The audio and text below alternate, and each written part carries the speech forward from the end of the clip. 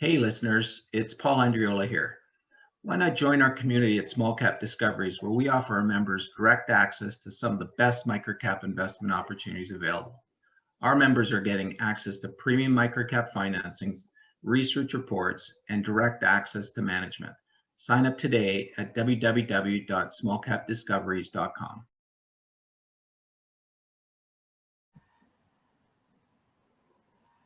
Hi, everyone. Welcome to the Small Cap Discoveries conference call. Today on our call, we have Prakash Hariharan, the CEO of AnalytixInsight.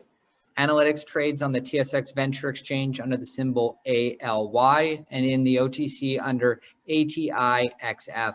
The company is trading at 69 cents with roughly 82 million shares outstanding, or about a $57 million market cap. I'd now like to hand it over to Paul Andriola. Thanks so much, Trevor.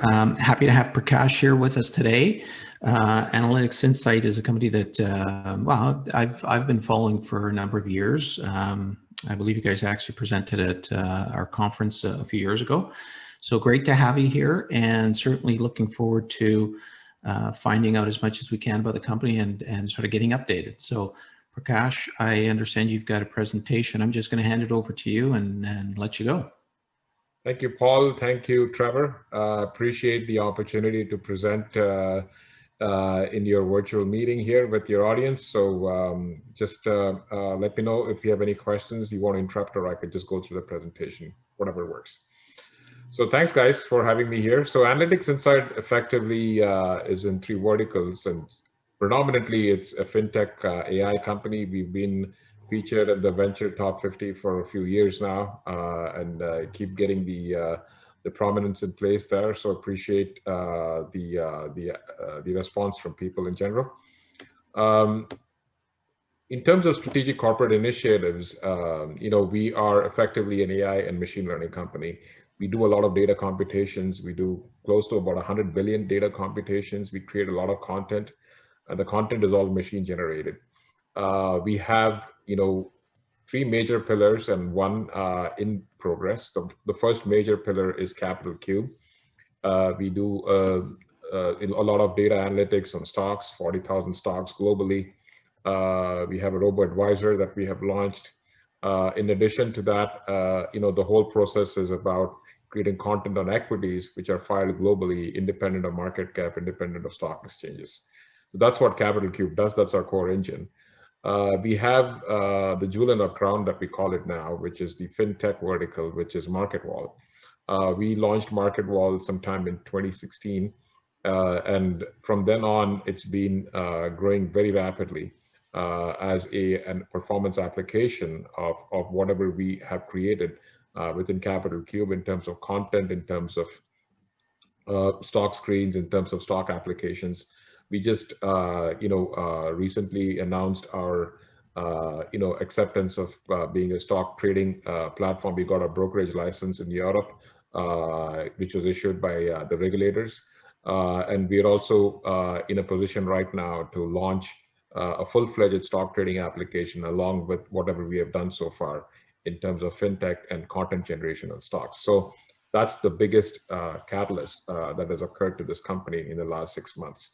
In addition, we have a workforce optimization platform as well, which is for FSM, which is Field Services Management.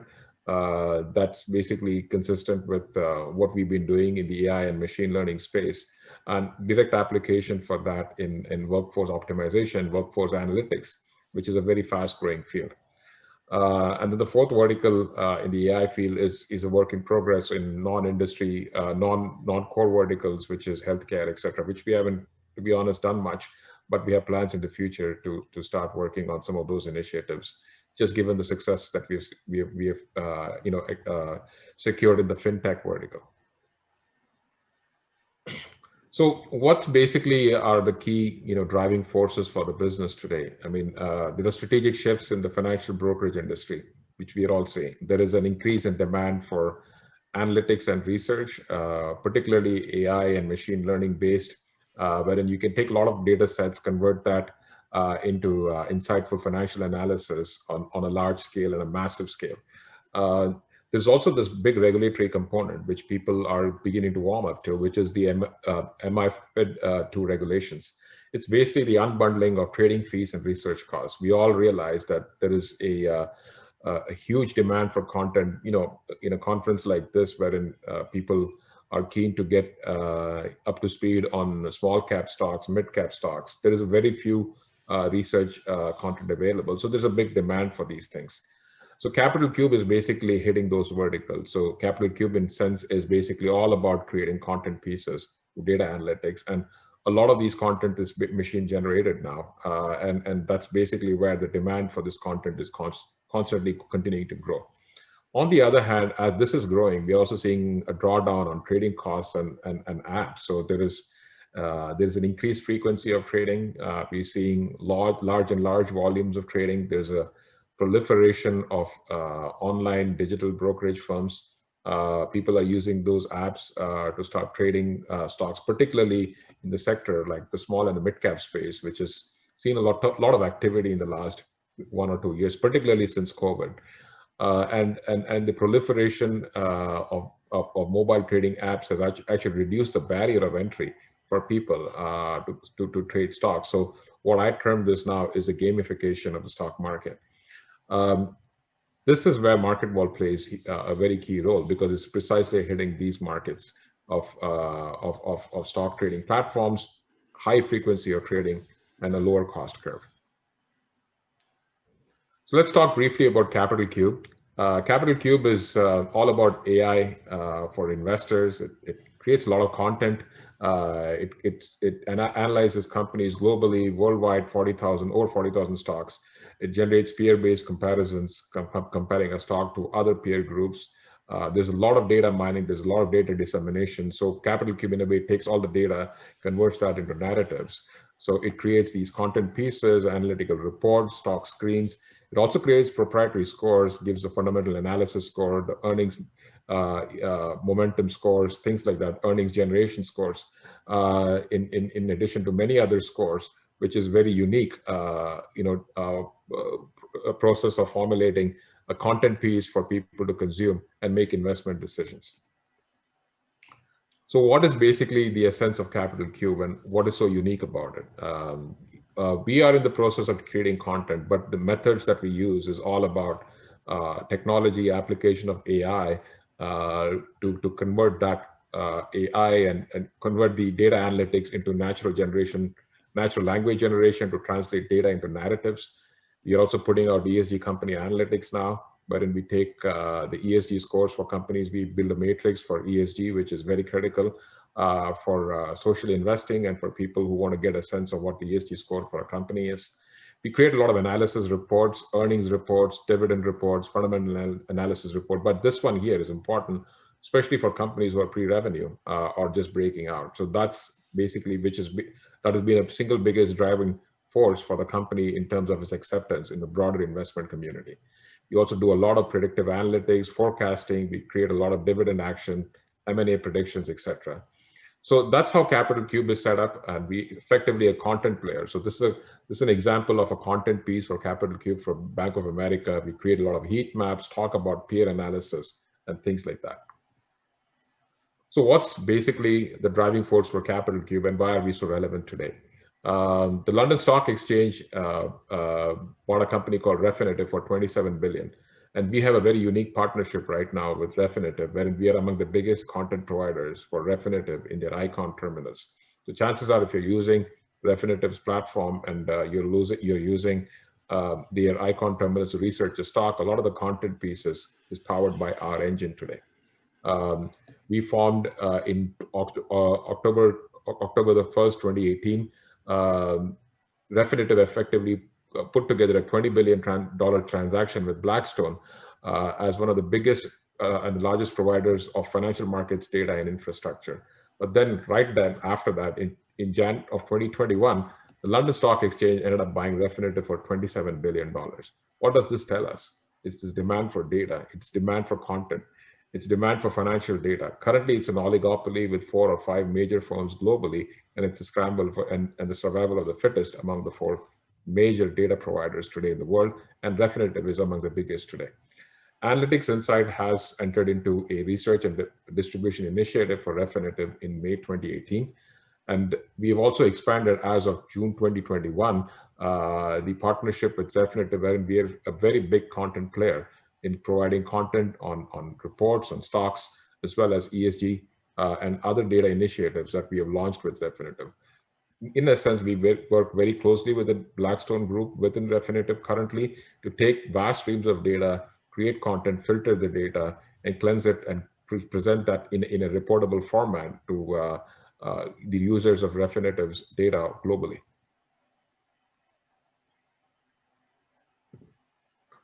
In addition to that, apart from the unique partnership that we have with Refinitiv, which I said is a cornerstone of our relationship that Capital Cube has, we also have a robo-advisor that we launched. This is basically a version of our algorithmic process of analyzing ETFs, constituents within the ETFs, and creating a risk return profile for various KYC indicators, which is effectively how a robo-advisor is set up. Now, this is a very fast-growing industry, and as we all know, we all understand today, thanks to the proliferation of this business, the assets under management under the robo-advisory business has really grown significantly, and the forecast is effectively close to $2.5 trillion. So Capital Cube is in the center of all these things. We take a lot of content and data from stocks, massage them, do a lot of data analytics, a lot of data computations, create content. We have a unique partnership with Refinitiv, wherein we are among their biggest content providers within their Icon terminals and the users of Refinitiv data. And now, of course, within that, we also have launched our robo-advisor, which is a very unique portfolio management tool that we have developed, and effectively using the usual methods of statistical analysis, regression analysis, determine the correlation between ETFs and stocks, and building the necessary risk return profile for an individual investor. So that's how Capital Cube is set up. So let's move on to the second part of our business, which is basically our application of all the AI that we have built within Capital Cube into an application called MarketWall. MarketWall has been a tremendous growth story for us. We founded this company actually, this was founded in 2014, headquartered in Milan. It's got 38 employees with 3 offices. This headcount is going to increase substantially over the next year. We own 49% of MarketWall today. 33% is owned by Intesa Sanpaolo. And what you see in this picture over here, guys, is the effective evolution of MarketWall from where it started. So we have an investor app, which is basically an app that people use to look at stocks effectively, which is a part of investorpro.com. But what has happened is in the last month, we just announced our foray into the digital brokerage business on receipt of the license to basically trade stocks. And we are among the 3 or 4 unique non-banking groups who have secured the trading license to trade stocks. So apart from this, we also have our unique research portal. And this one here is our B2b platform called Gemini, which we have launched with a partnership with a major data provider in the world.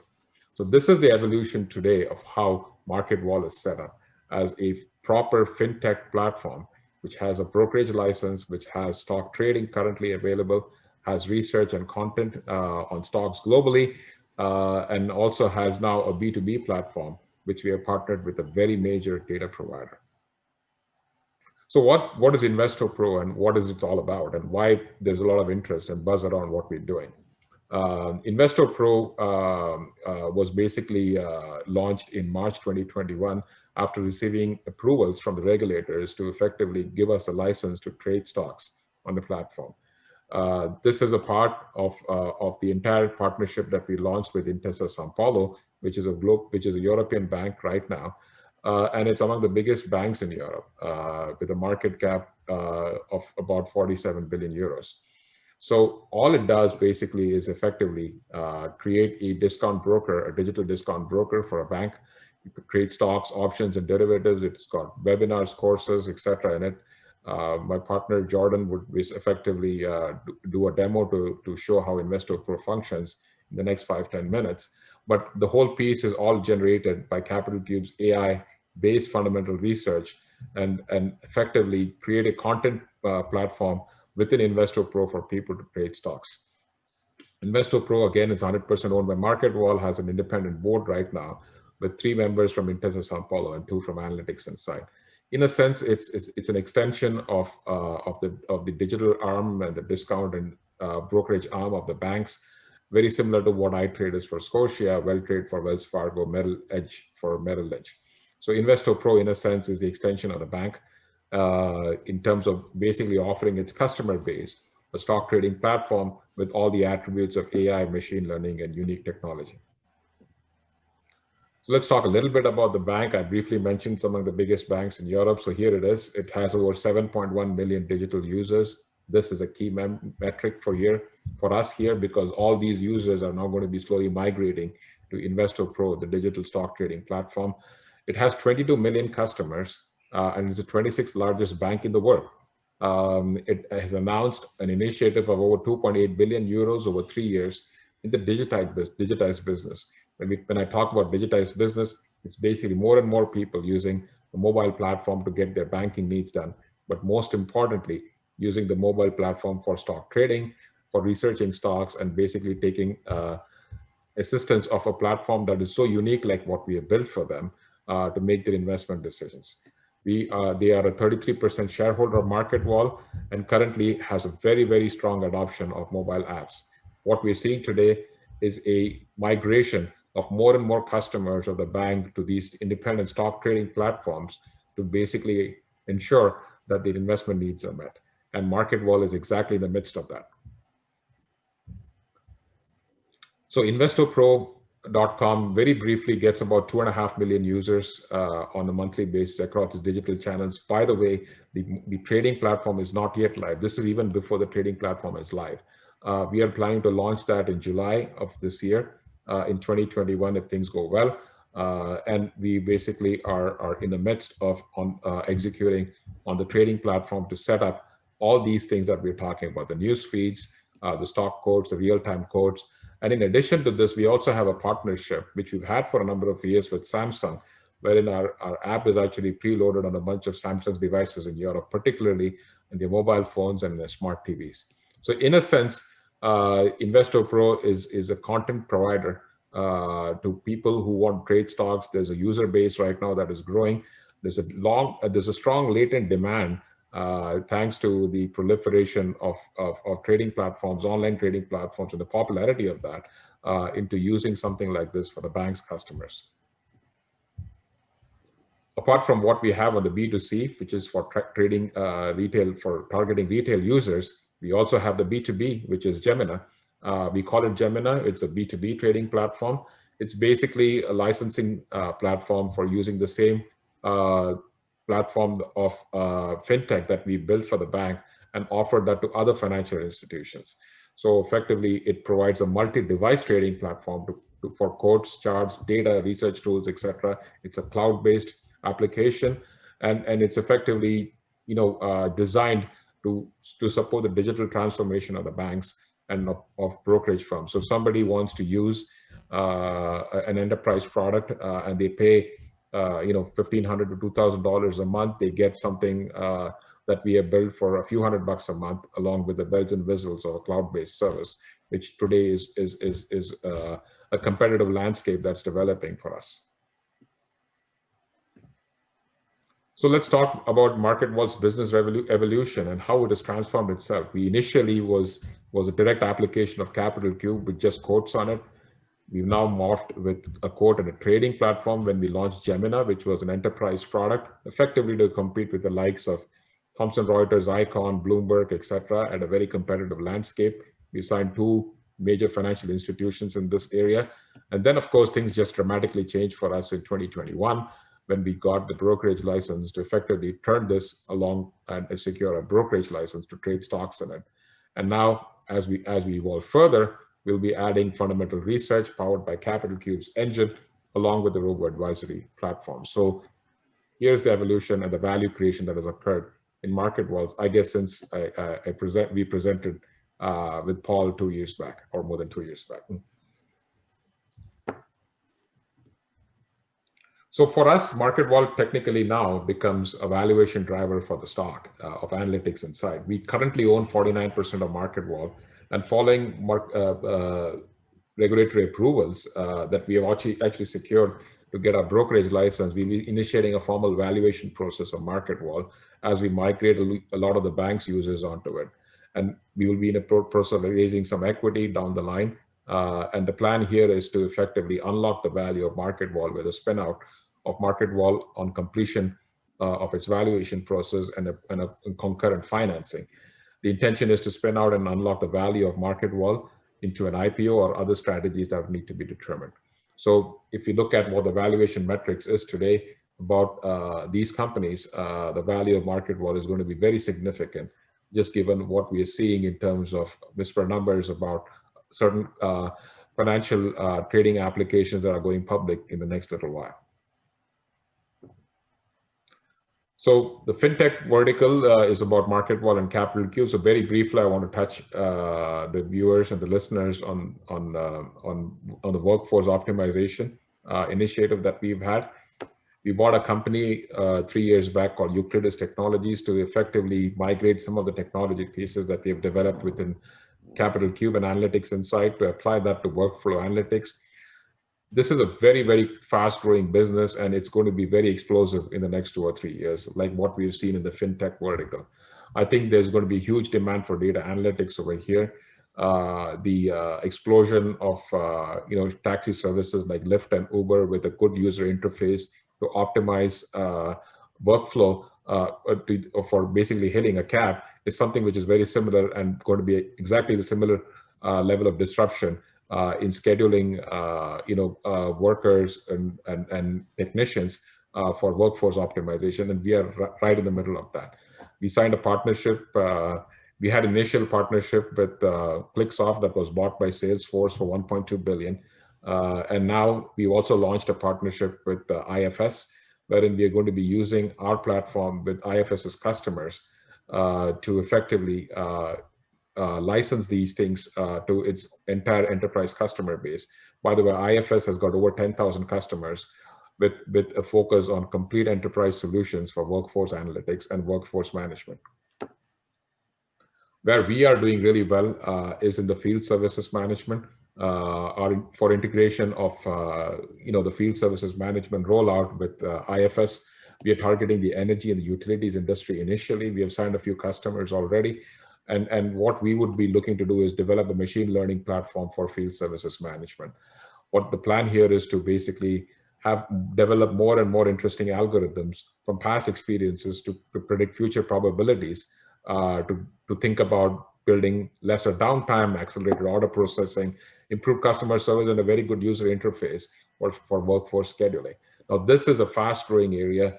One of the fastest growing companies in this business has been Salesforce, a brilliant performer in the NASDAQ. And we feel that this is going to be a very interesting jewel for us as we start developing our own products to hit this segment. So that's where we are in terms of AnalytixInsight and the way it's set up. Data analytics company, machine learning company, very explosive fintech potential to the spin out of MarketWall. And of course, some hidden value also in the workforce management business that we've been involved in. So we basically have about 82 million shares outstanding. Our market cap is roughly about 60 million. We have two major verticals. MarketWall has been profitable since last year. About 1.4 million euros of profits last year. Growing revenue base. AnalytixInsight on the other hand, has been pretty much flatlined as a holding company with more and more commercial interest coming through to MarketWall. So between Analytics and MarketWall, we are close to about $8 to $9 million in revenues with a profitability of about 1.3 million. So we also launched a financing yesterday, which is pretty much done and closed, raised up to $10 million and priced at about 70 cents per unit. That was led by, it was a syndicated deal led by Canaccord and Cantor Fitzgerald. We just had a press release today morning and announced that the book has been oversubscribed and closed with its over allotment option. So that's been a successful financing we just completed earlier in the day today. That's it from me. If there are no more if there are no questions, I don't know how interactive it is, Paul, so I could just pass it on to Jordan so that she could demo Investor Pro. Yeah, why don't we do that first, then we can jump in questions. Her presentation might spur some questions as well. So Jordan, we'll hand it over to you and give your presentation, and then we'll jump on some questions. Absolutely. So I'll demo Investo Pro for everyone using today Microsoft as an example. So this is the customizable dashboard on Investo Pro. So it's full of widgets where users can move them to their personal preferences with different information such as our Capital Cube overview. So this provides users Capital Cube's proprietary fundamental and different types of scores in a 5-star format for very quick visual information about the performance and health of different companies. So allows users to see the fundamental score, dividend score, ESG score, and our soon to be added portfolio compatibility score. So this will show users how compatible a specific equity is with their personal risk return profile, and if it would be a good fit for their portfolio. We also have quick view ratios and metrics, so users can get a very quick information about the health of the company. Other widgets include time and sales, investor holdings, and different news pieces. So Investo Pro and Mark will focus very much on content and editorial. So the team puts out different editorial and video pieces about companies, whether it be their financials, different events happening in the company, and they're published here on Investo Pro as well as across their social media channels. This is all created by the Investo Pro team and gives users very kind of easy to understand overview of what's happening with the company. We're very focused on fundamental analysis. So this section here provides users a visual overview of the performance of the company against its peers in visual graphic format, as well as the full financial statements here as well. Other unique pieces we have are charts which allow users to see over time the difference between historical target prices and actual price, as well as future target prices for both FactSet and Morningstar. As well, you can also see over time how has consensus analysts changed, consensus ratings changed. So this is provided by FactSet. So over time, how has the company evolved and how many analysts recommend that company? Scrolling back up to the top very quickly, we also provide users with our Capital Cube AI research reports. So for an extra 10 euros per month, users can opt in to get additional research and be provided with all of the coverage of all equities on Investo Pro. And this is the landing page which allows users some quick demo reports as well. Another unique feature is our company profile page.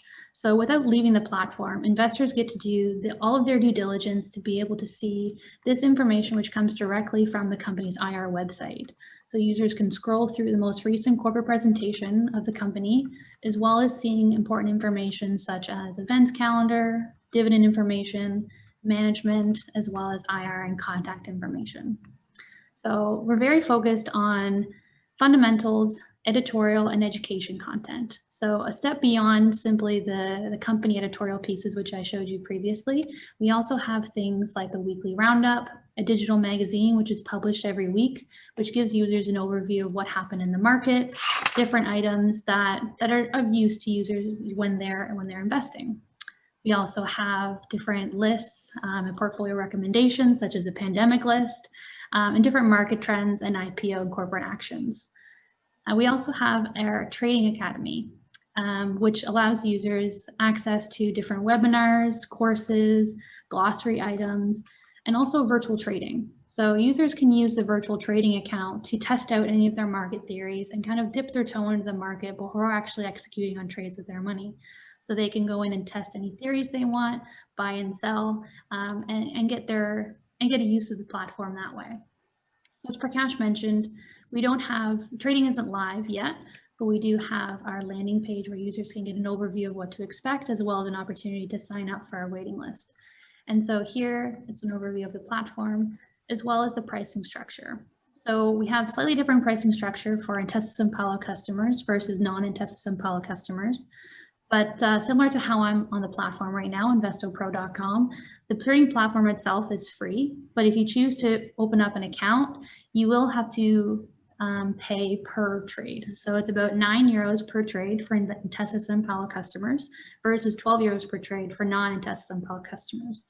And if users wish to have the premium content, so the enhanced research, this is Capital Cube and other premium content, that's about €25 per trade per month. Or sorry, €25 per month, but it's free of charge if users execute more than 20 trades per month.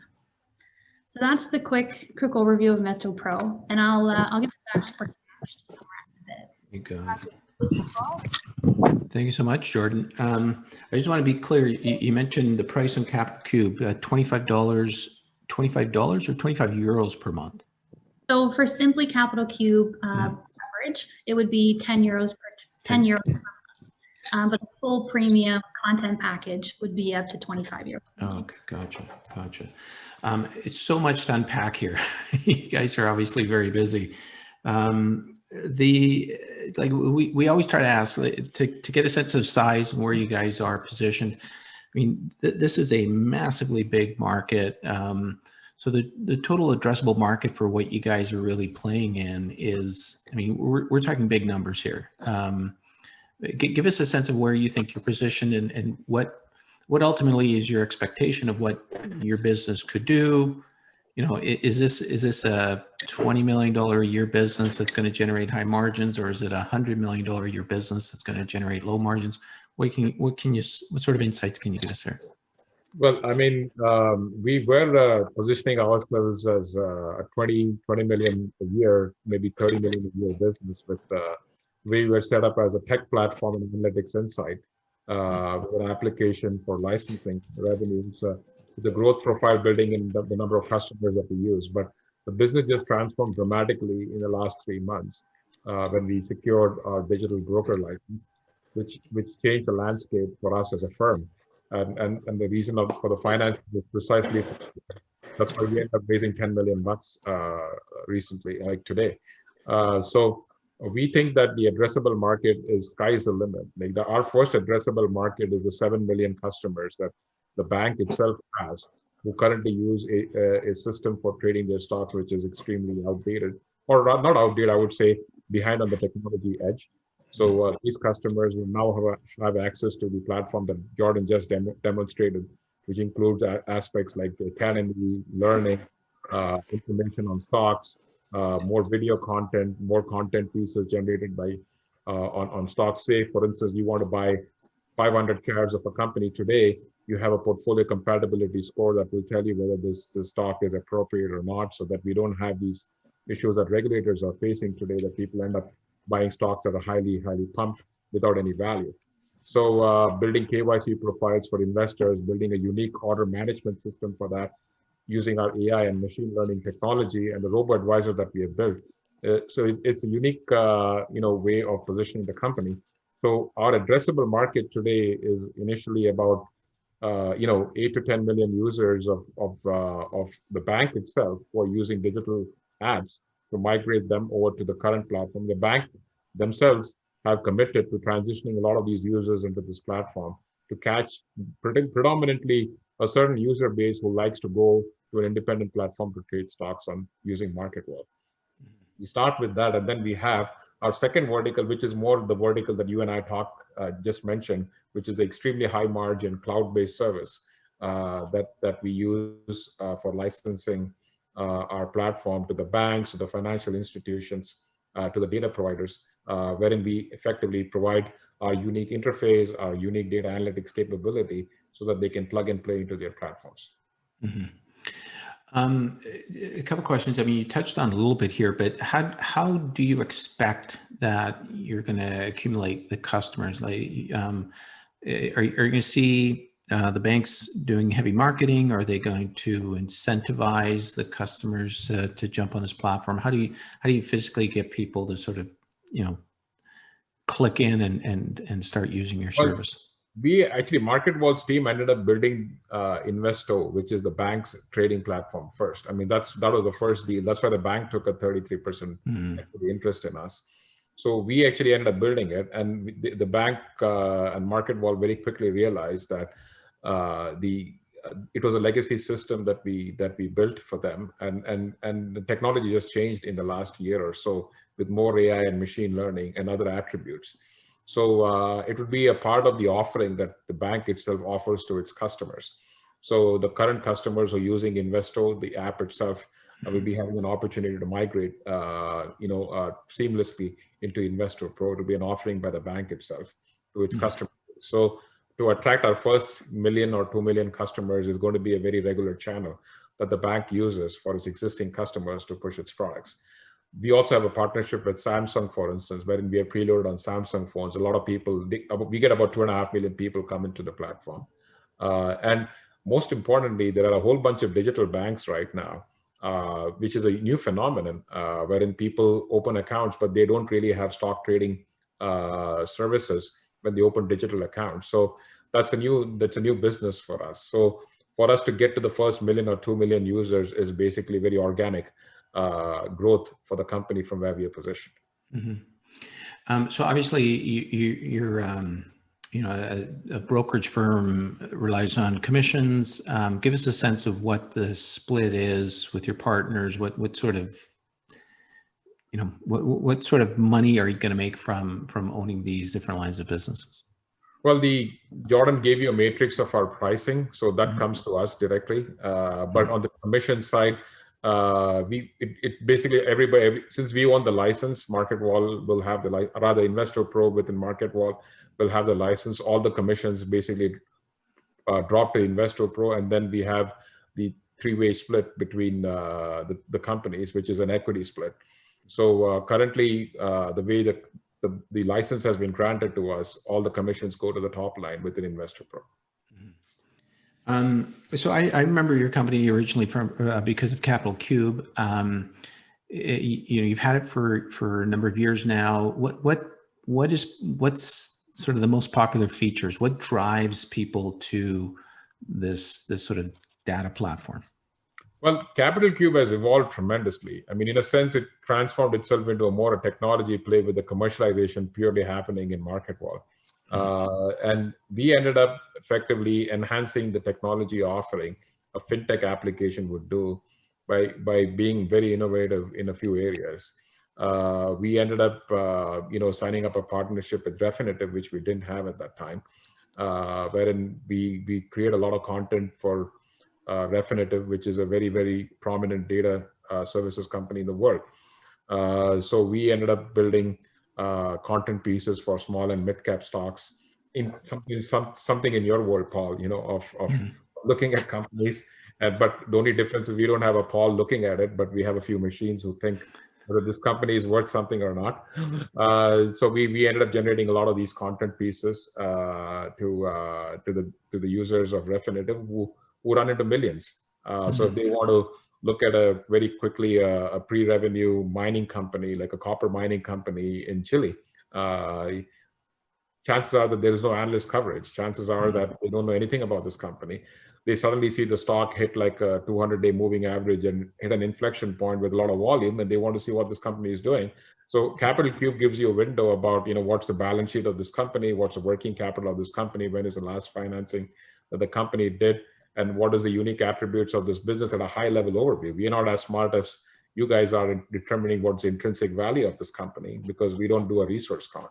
But we are the groups who will tell you what this company is about. And that gives you an indication before you want to buy or sell the stock or you want to make an investment decision. So that has been a unique feature in enhancing the expanse of our reports. We write a lot about dividend quality reports wherein we see whether the cash flow from the operations is sustainable to make the dividends or the company relies on equity financings to make that. We do earnings momentum, earnings generation, earnings analysis of the company to see how the earnings have tracked in terms of the EBITDA margins, etc. Things like that. Of course, we have the robo-advisor now in addition to what we had before, wherein we are providing, an offering wherein we can give, based on the risk return tolerances, generate an efficient frontier for the investors. So, and then the last but not the least is our initiative on the ESG side, wherein we are developing an ESG matrix for users to start looking at social investing for companies who are socially more responsible.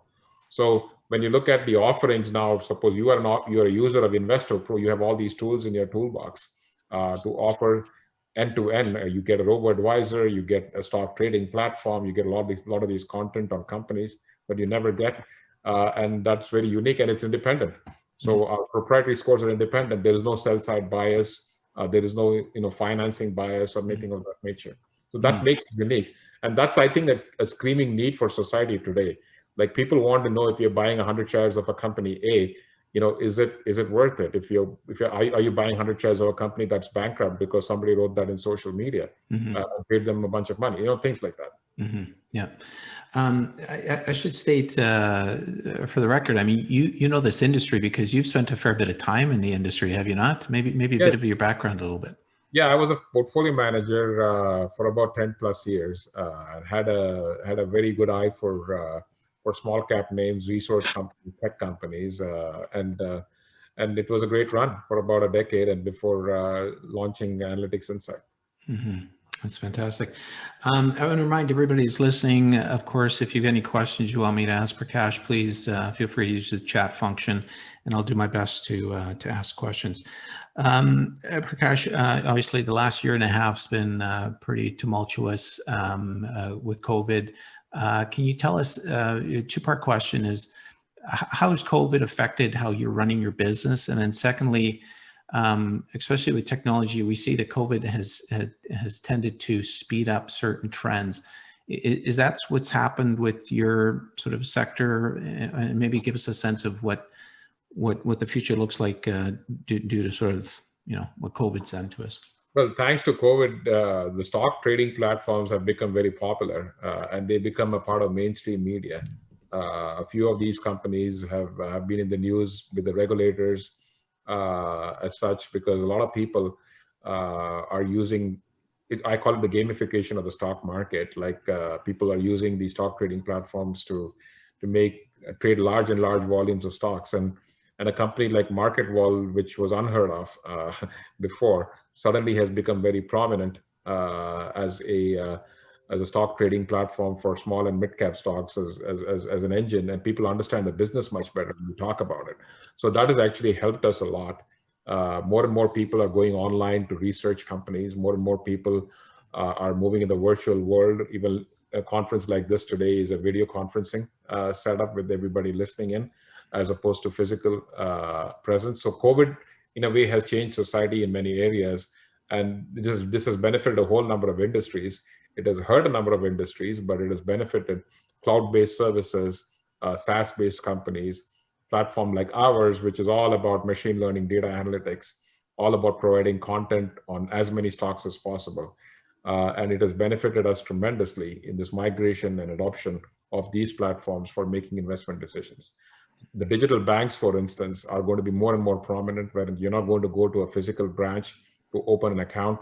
Likewise, this is exactly where the trend is going today, and I don't see that to be reversible. I think it's going to be a low down march on fees and a high up march on content and digital trading. Let's talk a little bit about the stock. I think I saw you've got 80 million shares outstanding, roughly. Who owns what? Like, what percentage is owned by insiders, and maybe is there any institutional ownership that you can speak to? Well, that just changed today because we issued a bunch of shares. So, so that presentation is a few hours outdated. Right. So yeah, I mean, let's talk at the 80 million level, because now I haven't seen the new book and how it's cut, but half the book was taken by people that are existing investors in the company. So I would say that 30% to 40% is owned by groups that are either insiders or be closely associated with the company from the beginning. We have some institutional ownership as well, but predominantly, like any small cap Canadian company, there's a bit of high net worth individuals and a broader retail following. Gotcha. You acquired the workforce optimization business. Do you see future M&A, for your business, or are you pretty happy with what you have right now? Well, we haven't done much on the workforce management business in the last year with our dramatic transformation of MarketWall and Capital Cube. Capital Cube with a partnership with Refinitiv, as well as MarketWall with this whole securing of the regulatory license to trade stocks. I mean, it's a transformational growth spurt.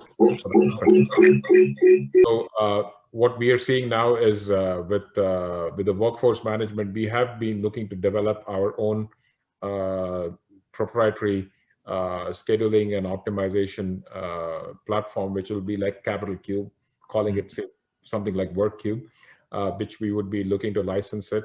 So we have started that process with IFS. We launched a partnership with IFS late last year, wherein we would be among their channel partners for the energy and utilities industries, and we have signed up a few customers.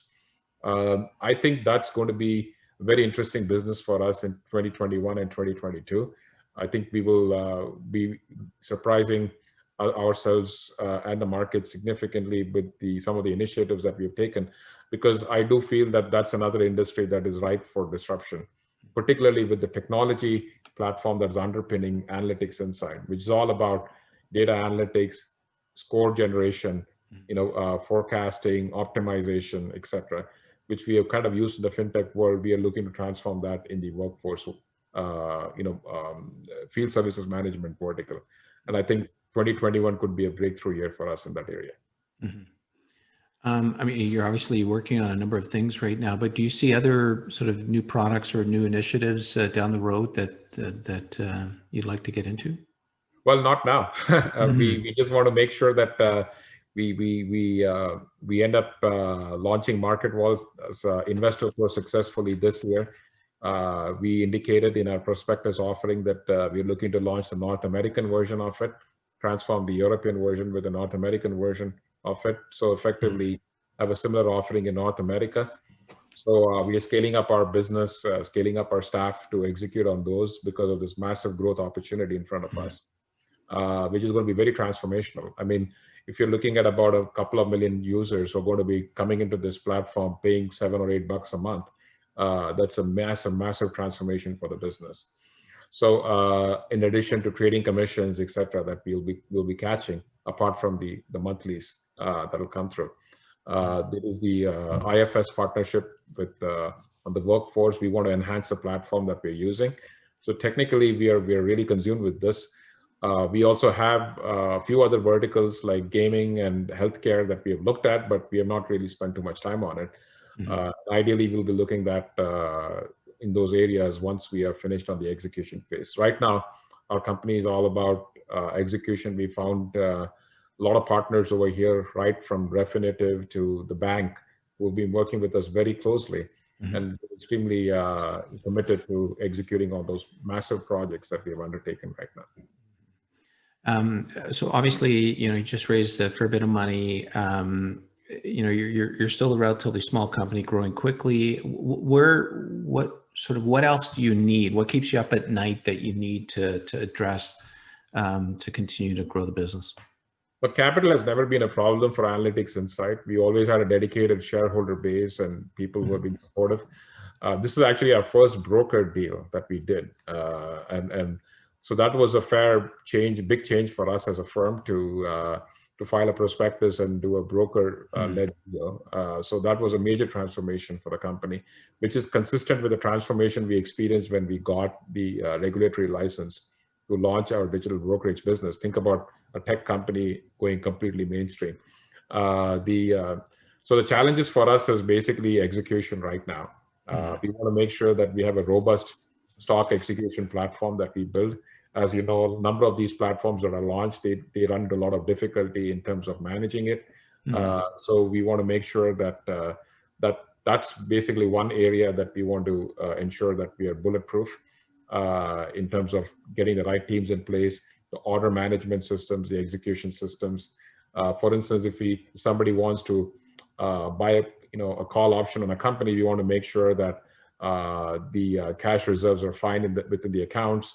We are putting out a lot of notifications that you can't buy call options unless you own the stock, for instance. These are very big things wherein we are going to be using our machine learning very extensively in these areas. So effectively enhancing the experience of actually trading a stock, it's going to be our key selling feature. And what keeps me up at night is basically, execution. If we want to make sure that we are adhering to timelines and execution, and we are ahead of the technology curve, because technology is changing very fast. We want to make sure that whatever we have done, we were always ahead of the curve with AnalytixInsight and Capital Cube. We were among the only companies, analyzing 50,000 stocks globally to provide content on any stock. So we want to keep that competitive edge going, even on the execution side in these projects that we have taken up. Where do you see this business in 5 years? Where can it go?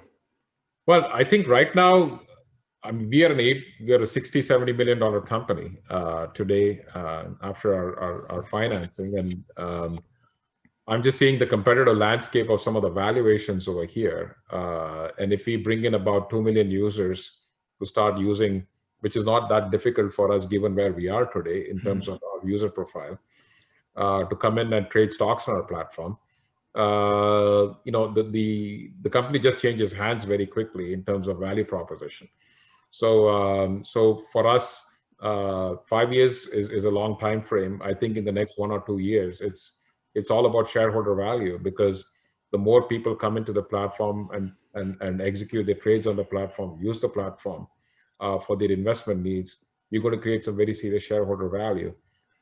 So our primary objective is to make sure that the couple of million users that we're looking to attract in the first couple of years have that experience of using our platform in a manner which is very seamless and highly advanced from a technology perspective.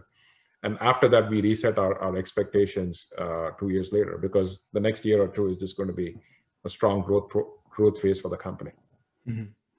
So as investors, what sort of metrics should we really be paying the most attention to see that you guys are executing on your business plan? I think it's like any other tech company. Who are the partners? What are the milestones that the company is hitting in the next few months? I mean, the first milestone is that we have to be live with the trading platform in the next couple of months, so that people can open their accounts, move their money, trade stocks. Can we execute on the North American side, like what we've repeated in Europe? Can we repeat the same thing in North America?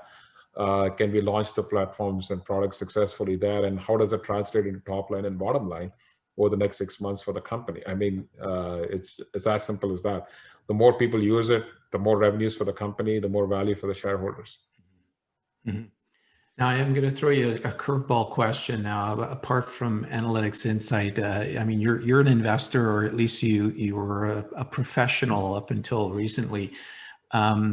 Any other areas of the market or any other companies specifically you think we should look at as an investor? What do you like out there? Well, that's a question I get wherever I meet people. So whether I go to the dentist or I go, I meet friends. So I generally like the broad market here. I think we're going to see a run in the commodities for the next maybe 1 or 2 years. I feel energy stocks are very, very good deep value. Or not deep value. I think it's a very nice place to be in today. Like names like Crescent Point Energy and the others are extremely undervalued compared to where it should be in a potentially inflationary scenario. I was a big believer in companies like Capstone Mining and stuff. These names have done really well. By the time I blinked my eye, the stocks have just changed hands in terms of value. So I feel that's a good pocket, and I think the technology companies too, notwithstanding the headwinds that they faced the last couple of months, including ours, in terms of an inflation trade, I think you're going to see them hit new highs by the end of the year. We just saw a massive tech stimulus package announced by the administration. And if I add the total stimulus package today announced by the administration in the US, it's over 5.5 or 6 trillion. It's unheard of in the history of mankind to have this kind of stimulus package to stimulate people, stimulate the industry. And it's going to find its way. And I think it's way in excess of what was the write down on assets on account of COVID. It's, I think, 2 or 3 times that. So there's going to be a lot of inflationary pressures on value of assets everywhere. And at that time, you want to be in companies who can grow and are not interest rate sensitive, like maybe even tech companies who can grow. and grow their revenues, and in terms of hard assets that are going to keep increasing in value and potentially have a headwind on the value of the US dollar. So maybe that's summary. Yeah, no, well, thanks for that. Now, I mean, you guys and companies like you have really democratized sort of the industry access to information. You call it gamification. I fully agree with you. As sort of individual and even micro cap investors, what do you think is the thing that investors should try to focus on, or any sort of hints to help micro cap investors in this environment? Well, right now, the entire premise of starting Capital Q was to give microcap companies a profile, because I used to be a small cap investor and I always struggled in finding companies to invest in, because information was a bit not forthcoming. For a lot of, I would just see a stock that's up doubled in a week and I would not know what the company does and why has it gone up. So there's a lot of fraud and there is a lot of momentum-based investing right now. It's a crowded. People have a tendency to chase crowded trades, and so new stocks hitting new highs end up hitting new all-time highs every day. So I think a disciplined approach towards sectors is something that always pays off in the long term. So micro cap investors need to focus on have a disciplined focus on companies that they follow and they like and they like the sector too, right? So I mean, Canadian investors have had the luxury of commodity market booms, wherein it doesn't matter what company you are, as long as you're involved in a specific commodity, you make money on it. So that we lost that advantage for about 3 or 4 years between, I think, 2011 to 2015 for a little while, and then for another 2 years. So I think we've had 7 or 8 years of a bad commodity equity market, and dramatically it has resurfaced. So you're going to see that momentum again shift into a crowded commodity trade. But then again, at that point in time, you focus on companies which are either breaking out in terms of milestones in commodities. You like the resource base that the company has got, because it's got some intrinsic value. And then you look at companies in the tech space, in the microcap, wherein you feel that this company is looking to break out because they're in the middle of something here that's going to add a lot of value, and follow those milestones. So a company that is hitting a few milestones in the next 6 months is going to have its stock re-rated. We've seen that with almost all the tech companies. Paul, you would know this better than even I do, having followed this sector for, I guess, I don't know, 10, 15 years or maybe more than that. And if you look at any of the stocks in your portfolio, they've all changed hands and in value in the last 10 years. I always believe if a microcap company survives for 5 years, it automatically doubles.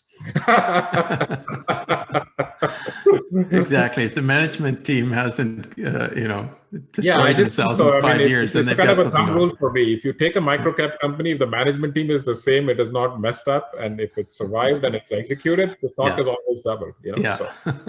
Very good point. Very good point. Listen, we sort of come to the end of our time here. We always like to give you guys an opportunity to sort of give a parting message or a key takeaway for all our listeners today. Prakash, what do you want to make sure that everybody walks away with today knowing about AnalytixInsight? Well, AnalytixInsight obviously is in an inflection point. I've never felt so more excited about this company in my life than what I'm feeling in the last month or so. Just given the opportunities right in front of us. We just got our license to trade stocks. We're going to launch our stock trading platform in 2 months' time. The company has grown tremendously. We will be doubling our headcount and growing our revenues in a manner that we have never seen before. So the most exciting period to be in an industry that I've been involved in for so many years and be a disruptive player it's a proud moment for us and the team.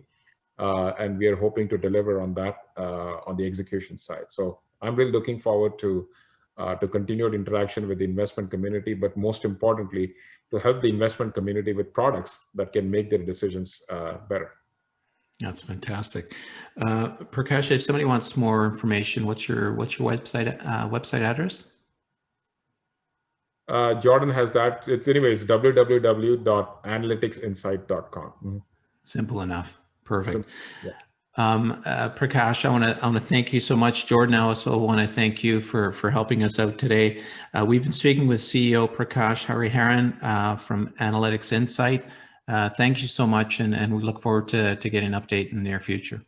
Thanks, Paul. Thanks, everyone, for being patient listeners. I'm happy to take any questions, and feel free to drop in a line to either me or Jordan if you have any further questions on the company. Thank you, guys. Fantastic. Thank you.